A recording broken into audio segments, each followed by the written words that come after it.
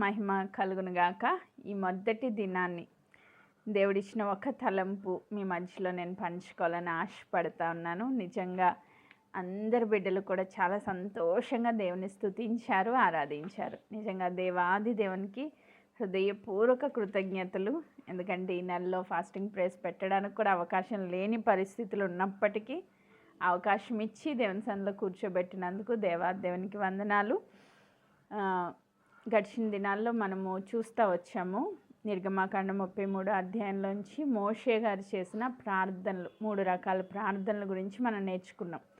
దానిలో చివరి ప్రార్థన మోషే భక్తుడు దేవుడితో మాట్లాడుతూ నిర్గమాకాండం 33వ అధ్యాయము 18వ వచనం నేను డైరెక్ట్గా చదువుతా ఉన్నాను. అతడు అంటే మోషే భక్తుడు, దయచేసి నీ మహిమను నాకు చూపుమనగా. మోషే భక్తుడు చేసిన ప్రార్థన, దయచేసి నీ మహిమను నాకు చూపించు, లేదా ఇంకొక మాటలో చెప్తే దయచేసి నీ ముఖ దర్శనాన్ని నాకు అనుగ్రహించు, లేదా నీ ప్రత్యక్షతను నాకు దయచేయి, లేదా నీ మహిమను నేను చూడాలని ఆశపడుతున్నాను అని మోషే భక్తుడు చేసిన ప్రార్థనకు దేవుడిచ్చిన జవాబును మనం చూస్తూ వచ్చాం. ఏమని దేవుడు చెప్తూ వచ్చారు అంటే, ఆ కిందకి మనం చదువుకుంటే 19వ వచనం, నా నామము నా మంచితనమంతయు నీ ఎదుట కనపరచెదను, యెహోవా అను నామమును నీ ఎదుట ప్రకటించెదను. సో నామాన్ని ప్రకటించడం, ఇంకొక మాటలో చెప్తే దేవుని యొక్క గుణ లక్షణాలను ప్రదర్శించడం. ఇప్పుడు భారతి ఎవరు అంటే ఇంకొక మాటలో భారతి యొక్క స్వభావం ఏంటి అని అడిగితే, నేను కఠినమైన దాన్నో, లేకపోతే మెత్తని స్వభావం గల దాన్నో, మంచిగా ప్రేమగా మాట్లాడే వ్యక్తినో, లేకపోతే చిరాకు పడే వ్యక్తినో, సంథింగ్ నా గుణ లక్షణాలు ఏంటో బయలుపరుస్తాం. సో ఎవరు అంటే తన రియల్ స్వభావం ఏంటి అన్నదన్నమాట. సో దేవుడు ఏం చెప్తున్నారు, నా నామాన్ని నేను ప్రకటిస్తాను అంటే నా యొక్క స్వభావాన్ని నేను నీకు ప్రకటిస్తాను అని చెప్తున్నారు. ఇంకా మాట్లాడుతూ, నేను కరుణించి వారిని కరుణించెదను, ఎవని యందు కనికరపడునో వాని యందు కనికరపడెదను, మరియు ఆయన నీవు నా ముఖమును చూడజాలవు, ఏ నరుడు నన్ను చూసి బ్రతకడనెను, మరియు యెహోవా ఇదిగో నా సమీపంలో ఒక స్థలం ఉన్నది, నీవు ఆ బండ మీద నిలవవలను, నా మహిమను నిన్ను దాటి వెళ్ళుచుండగా బండ సందుల్లో నిన్ను ఉంచి నిన్ను దాటి వెళ్ళు వరకు నా చేతితో నిన్ను కప్పెదను, నేను నా చెయ్యి తీసిన తర్వాత నా వెనుక పార్శ్వమును నువ్వు చూచెదవు, కానీ నా ముఖము నీకు కనబడదని మోషేతో చెప్పాను. ఏం చూపిస్తా అన్నారు దేవుడు? వెనుక పార్శ్వము, ఇంకొక మాటలో చెప్తే వీపు భాగాన్ని చూపిస్తానన్నారు. ఈ వెనుక పార్శ్వాన్ని చూపించడంలో దేవుని యొక్క ఉద్దేశం ఏంటి? ఆ వీపు భాగాన్ని చూసి మోషేకి ఏం అర్థం అవ్వాలి, ఆయన ఏం ప్రత్యక్షత పొందుకోవాలి, ఏం నేర్చుకోవాలి అని కనుక మనం ఆలోచన చేస్తే 34వ అధ్యాయానికి వద్దాం. 34వ అధ్యాయం 5వ వచనాన్ని నేను చదువుతా ఉన్నా. మేఘములో యెహోవా దిగి అక్కడ అతనితో నిలిచి యెహోవా అను నామమును ప్రకటించెను. దేవుడు ముందు అధ్యాయంలో చెప్పారు కదా, నా నామాన్ని నీకు ప్రకటిస్తాను అన్నారు. సో ఇక్కడ ప్రకటించారు. ఏమని ప్రకటించారు? అతని ఎదుట యెహోవా అతన్ని దాటి వెళ్ళుచు అంటే ఆయన వీపు భాగాన్ని చూపిస్తూ, యెహోవా కనికరమును, దయ, దీర్ఘశాంతము, విస్తారమైన కృపా సత్యములు గల దేవుడైన యెహోవా. సో ఆయన స్వభావం ఏంటి అన్నది ఆయన ఏం ప్రకటిస్తూ ఉన్నారంటే, ఆయన కనికరము గల దేవుడు, ఆయన దయగల దేవుడు, ఆయన దీర్ఘశాంతుడు, ఆయన విస్తారమైన కృపా సత్యములు గల దేవుడైన యెహోవా అని ఆయన నామాన్ని ప్రకటించారు. అంటే ఆయనలో ఉన్న గుణ లక్షణాలని అక్కడ ప్రకటించారు. ఎందుకంటే దేవుని యొక్క గుణ లక్షణాలు దేవుడు చెప్తే తప్ప మనకు తెలియదు. సో ఆయన ఎరిగిన వాళ్ళు ఎవరు లేరు. ఆయన ఆయన ఆయన ఆయన రివీల్ చేసుకుంటే తప్ప మన ఎవ్వరికీ ఆయన ప్రత్యక్షత గురించి తెలియదు. కాబట్టి ఆయన నామాన్ని ఆయనే ప్రకటిస్తున్నారు అక్కడ. మోషేకి ఆయన వీపు భాగాన్ని చూపిస్తూ, నేను కనికరము గల దేవుడను, నేను దయగల దేవుడను, నేను దీర్ఘశాంతుడను, నేను కృపా సత్యములు గల దేవుడను అని ప్రకటించారు. దీంట్లో మనకి ఏం అర్థం అవ్వాలి? నిజంగా అద్భుతమైన తలంపు. దేవుడు మాట్లాడుతూ వచ్చిన మాట ఏంటంటే, వీపు భాగాన్ని చూసి ఆయన కనికరము గల దేవుడు, ఆ వీపు భాగాన్ని చూసి ఆయన దయగల దేవుడు, ఆ వీపు భాగాన్ని చూసి ఆయన దీర్ఘశాంతుడని ఎలా మోషే గుర్తించారు అని గనక మనం చూస్తే, మనం ఆలోచన చేస్తే, పరిశుద్ధాత్మ దేవుడు ఇచ్చిన అద్భుతమైన తలంపు ఏంటంటే వీపు. మరొకసారి చెప్తున్నాను, వెనుకటి భాగము. ఈ పిక్చర్ అంతా మనం సిలువ దగ్గరికి తెచ్చుకుంటే, తండ్రి యొక్క గుణలక్షణాన్ని సిలువలో మనం చూస్తే, యేసుక్రీస్తు ప్రభు తండ్రి ఈక్వల్ కాబట్టి, త్రియేక దేవుడు, ఏకైక దేవుడు కాబట్టి, ఆయన యొక్క గుణ లక్షణాల్ని సిలువను మోసుకొని పోతున్న యేసుక్రీస్తు వైపు మనం చూస్తే, ఆయన ఏం చేశారు? అక్కడ సిలువ పైన ఆయన్ని ఎలా గాయపరిచారంటే, ఆయన వీపు దున్నబడింది అని వాక్యం సెలవిస్తుంది. భయంకరంగా ఆయన వీపుని దున్నారంట. అంటే భయంకరంగా కొట్టారు.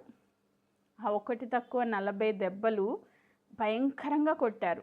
ఆ కొట్టినప్పుడు ఆయన వీపు ఎలా అయిందంటే మొత్తం చార్లుగా దున్నబడింది. అంటే ఒక పొలాన్ని విత్తనాలు వేయడానికి ఎలా అయితే దున్నుతారో, ఆ పార్లు పెట్టి ఎలా దున్నుతారో, అలాగే యేసుక్రీస్తు ప్రభు వీపు దున్నబడిందని వాక్యం సెలవిస్తూ ఉంది. అంటే మనకి ఏం కనిపిస్తుంది? దున్నబడిన వీపు. ఎందుకు ఆయన అలా దున్నపడ్డారు? ఎందుకు అలా గాయపరచబడ్డారు అంటే, ఆయన కనికరాన్ని ఆ వీపు మీద ఉన్న గాయాలలో నుంచి మనకి చూపిస్తూ ఉన్నారు. ఆమేన్. దాంట్లో ఇంకొక మాట ఏంటంటే, నా గాయాలలో నుంచి నీకు స్వస్థత కలుగుచున్నది అని దేవుడు వాగ్దానం చేశారు. సో ఆయన గాయపరచబడ్డారు కాబట్టి ఈరోజు ఆయన కనికరమును చొప్పున, ఆయన కృప చొప్పున మనం స్వస్థత పొందుకుంటా ఉన్నాం. అది ఆత్మీయ స్వస్థత అయినా, శారీరక స్వస్థత అయినా, మానసిక స్వస్థత అయినా ఆయన గాయాల్లో నుంచి మనకు వస్తూ ఉంది. ఆమేన్. ఇంకా వీపు వెనకటి భాగాన్ని చూస్తే మనకి ఏం కనిపిస్తుంది అంటే, వీపు మీద మోసుకొని పోతున్న సిలువ కనిపిస్తుంది. హల్లెలూయా. దేవుని యొక్క సిలువ దేన్ని రిప్రజెంట్ చేస్తుంది అంటే, మన పాప భారం అంతటిని ఆ సిలువ రూపంలో యేసుక్రీస్తు ప్రభు తన వీపు మీద వేసుకుని వెళ్ళిపోయారంట. ఆమేన్. సో ఆ పాప భారం అంటే నువ్వు చేసిన పాపాలు, నేను చేసిన పాపాలు, సర్వలోక మానవాళి చేసిన పాపాలు ఆ సిలువ రూపంలో ఆయన వీపు మీద వేసుకుని వెళ్తూ ఉన్నారు. అంటే ఎంత దీర్ఘశాంతాన్ని ఆయన మన ఎడలు చూపిస్తూ వచ్చారంటే, స్టిల్ ఇప్పటికీ మనం పాపం చేసి ఆయన వీపు మీద మన భారాన్ని వేస్తూ ఉన్నప్పటికీ ఆయన స్టిల్ ఇప్పటికీ ఆయన భరిస్తూనే ఉన్నాడు. ఆమేన్. Praise God. ఆ వీపు మీద మన పాప భారం స్టిల్ ఇప్పటికీ యేసుక్రీస్తు ప్రభు మోస్తూనే ఉన్నారు. అంటే తనలో ఒక దీర్ఘశాంతాన్ని మనం చూస్తూ ఉన్నాం. ఇంకా ఆ వీపు భాగంలో మనకి ఏం కనిపిస్తుందంటే, కనికరం. ఈ మాట మీద దేవుడు నాకు ఫోకస్ ఇస్తూ వెళ్ళారు. ఆ కనికరము అంటే మీనింగ్ ఏంటంటే, మనము మామూలుగా ప్రేమ, కనికరము, జాలి, దయ ఇవన్నీ ఇంచుమించు వర్డ్స్ అనుకుంటాం. కానీ యాక్చువల్గా కనికరము యొక్క మీనింగ్ ఏంటంటే, ఇంకొక మాటలో వాత్సల్యత. కనికరం ఈజ్ ఈక్వల్స్ టు వాత్సల్యత.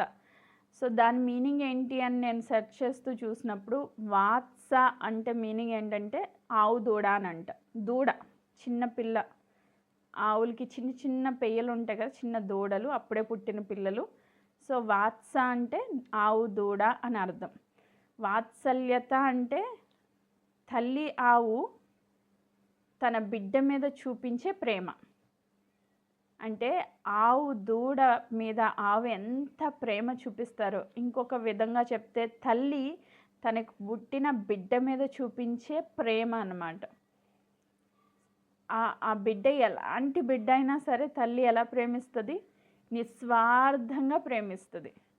మన దేవుడు ఎలాంటి దేవుడు అంటే, తల్లినే సృష్టించిన దేవుడు, తల్లి కన్నా ఎక్కువగా నన్ను ప్రేమించే దేవుడు. ఐ మీన్ ఆ కనికరము, ఇంకొక మాటలో వాత్సల్యము, ఎఫెక్షన్ లేదా కంపాషన్, దాని గురించి మనం ఆలోచన చేస్తే యాక్చువల్లీ మీనింగ్ ఏం చెప్పారంటే సహాయముతో కూడిన జాలి. కనికరము ఈజ్ ఈక్వల్స్ టు సహాయముతో కూడిన జాలి. ఒక తల్లి బిడ్డ అలా పడి ఏడుస్తూ ఉంటే అయ్యయ్యో బిడ్డ ఏడుస్తుంది అని ఆగిపోద్దా? గబగబా వెళ్ళి ఎత్తుకొని పాలిచ్చి ఆ బిడ్డను ఊరుకోబెడుతుంది కదా. అంటే సహాయం చేస్తుంది, ఆ బిడ్డ కంఫర్ట్ పొందడానికి సహాయం చేస్తుంది. మన దేవుడు కనికరము గల దేవుడు, అంటే సహాయం చేస్తూ జాలి చూపించే దేవుడు. ఇది మనకి క్లియర్గా అర్థం అవ్వాలంటే కొన్ని ఎగ్జాంపుల్స్ నేను చెప్తాను, సమయం లేదు కానీ మనం కొంచెం త్వరగా చూద్దాం. లూకాసు వార్త 7వ అధ్యాయము, లూకాసు వార్త 7వ అధ్యాయము 13వ వచనాన్ని నేను ఒకసారి చదువుతా ఉన్నా. 7:13. అక్కడ మనము ఆ కాంటెక్స్ట్ మనకు ఆల్రెడీ తెలుసు కాబట్టి నేను చెప్పేస్తున్నాను.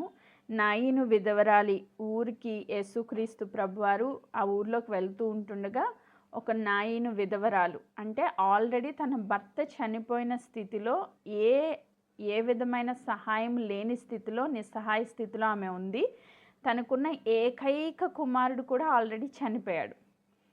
భర్త ఎప్పుడో చనిపోయాడు, తన విధవరాలు, తనకున్న ఏకైక కుమారుడు కూడా చనిపోయాడు. అంటే ఇప్పుడు కంప్లీట్గా ఆ బిడ్డ నిస్సహాయ స్థితిలోనికి వెళ్ళిపోయింది. ఆ పాడ మీద తన కుమారుణ్ణి శవాన్ని మోసుకుని వస్తూ ఉన్నారు.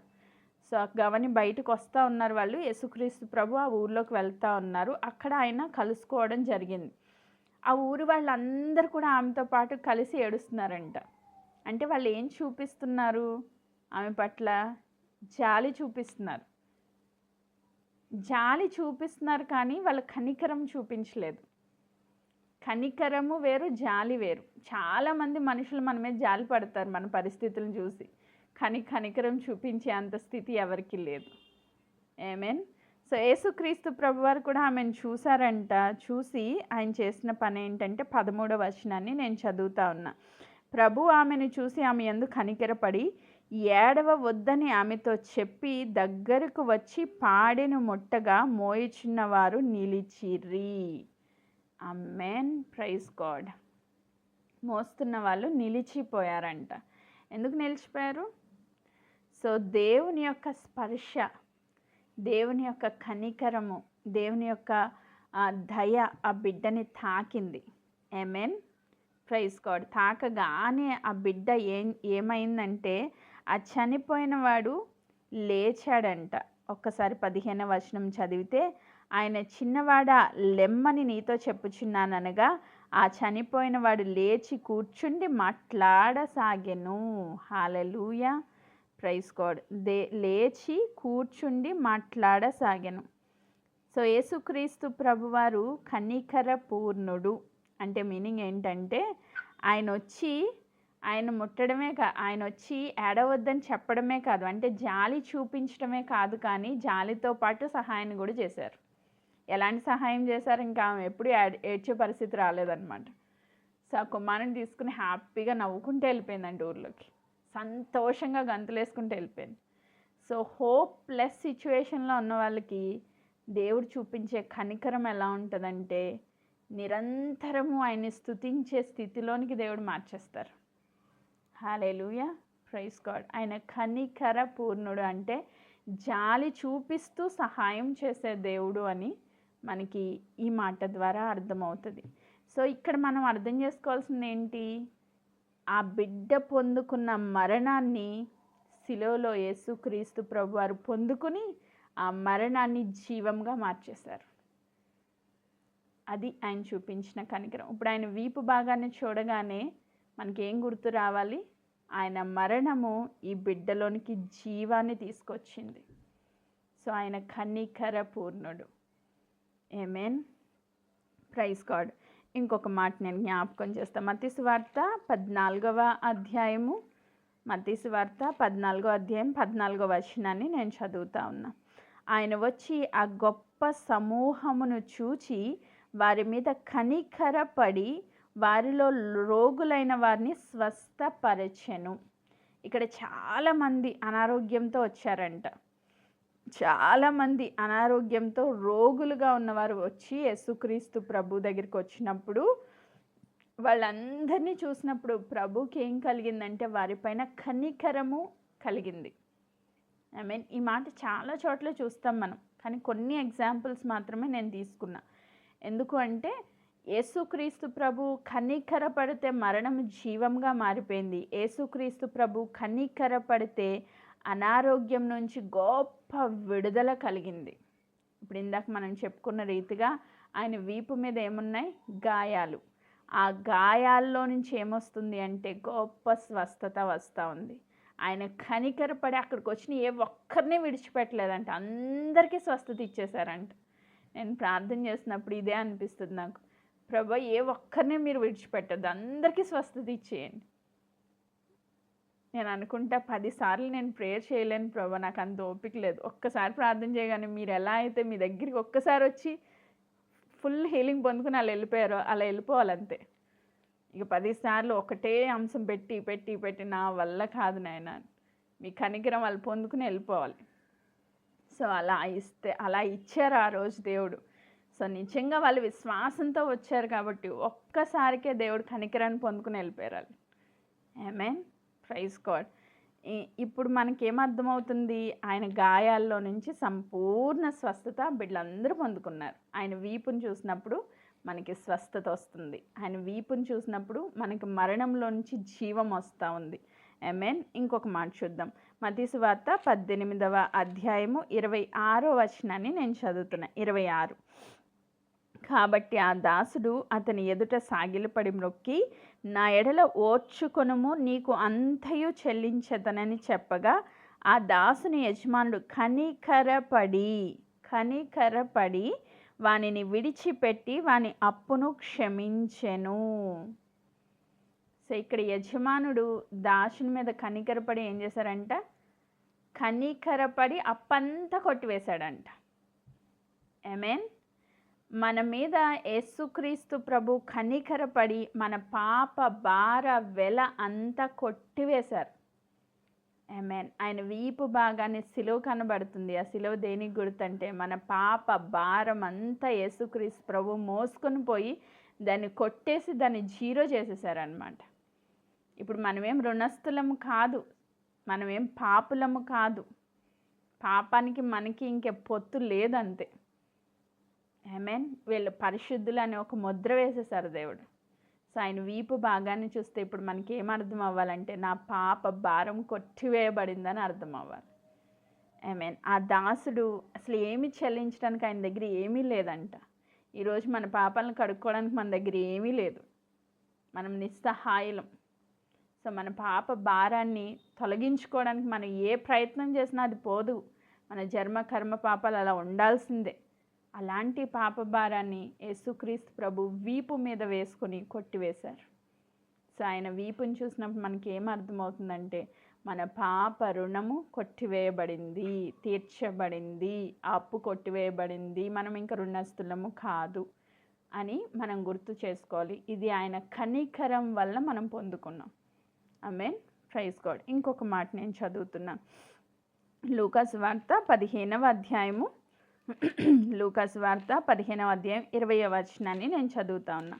15వ అధ్యాయము 20వ వచనం.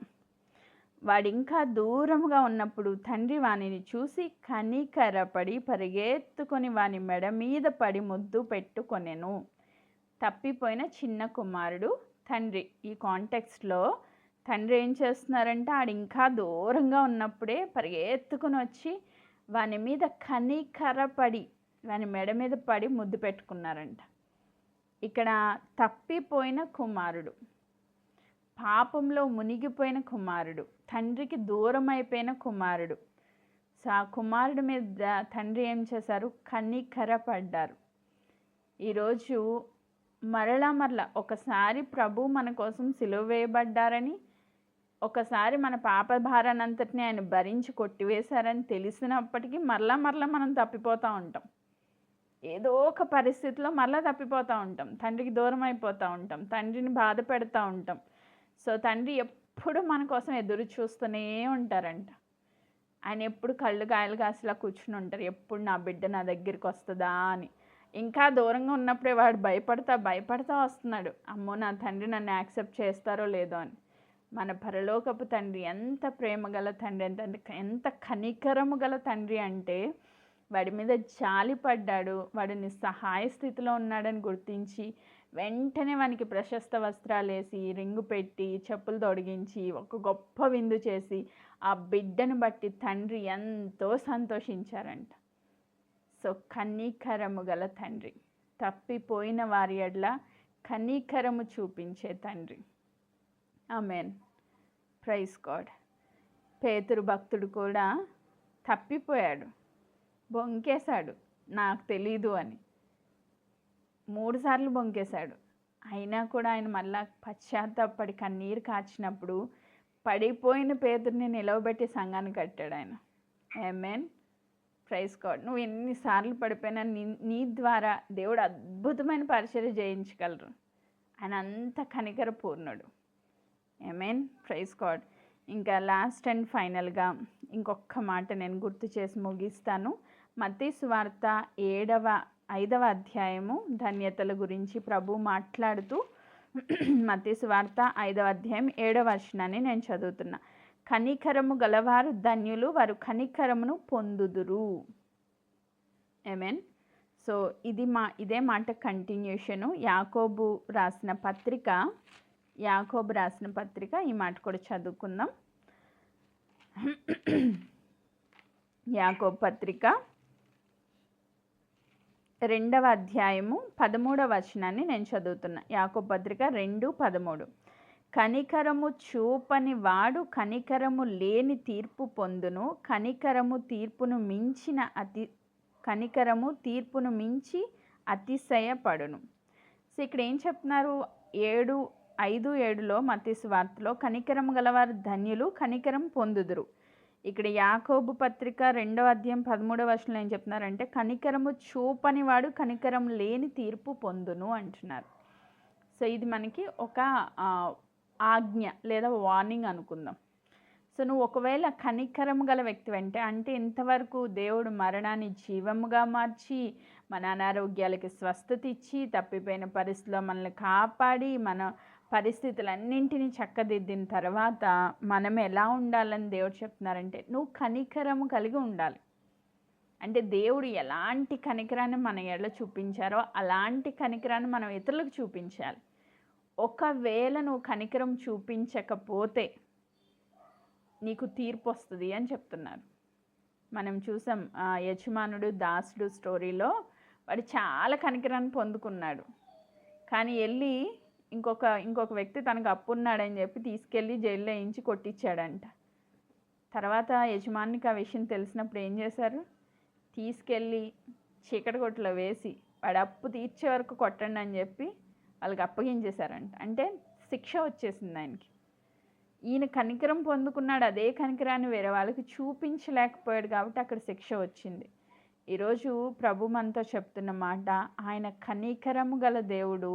నువ్వు కూడా కనికరాన్ని కలిగి ఉంటే ఆయన కనికరం నువ్వు పొందుకోవడమే కాదు, అనేకులకు నువ్వు కనికరాన్ని ఇచ్చే వ్యక్తిగా ఉంటావు. యేసుక్రీస్తు ప్రభు యొక్క గుణలక్షణాన్ని నువ్వు కలిగి ఉంటావు. ఒకవేళ నువ్వు కనికరం చూపించకపోతే తండ్రి దగ్గర నుంచి నీకు కనికరం రాదు కదా, నువ్వు తీర్పులో నిలవబడాల్సిన పరిస్థితి వస్తుంది.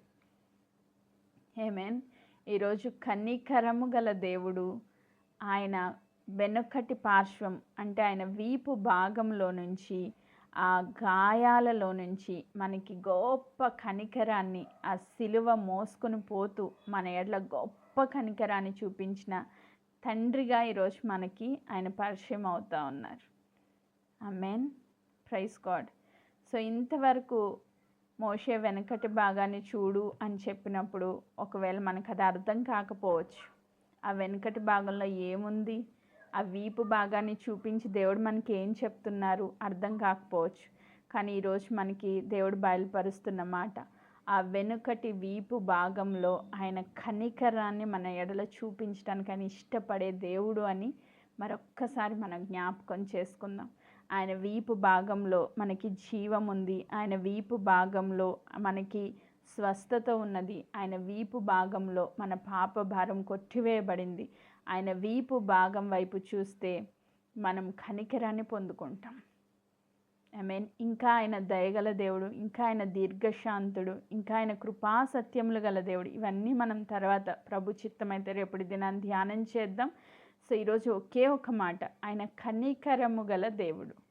ఆయన కనికరము అంటే సహాయము చూపించి, సహాయము చేస్తూ కూడిన జాలి చూపించే దేవుడు. సహాయముతో కూడిన జాలి చూపించే దేవుడు. ఆమేన్. ఆయన జాలి పడ్డమే కాదు, నీకు సహాయాన్ని కూడా అందిస్తారు అని జ్ఞాపకం చేసుకుంటూ ఈ మాటలు నేను ముగిస్తున్నాను. దేవుడి వాక్య భాగమును దీవించును గాక. ఆమేన్.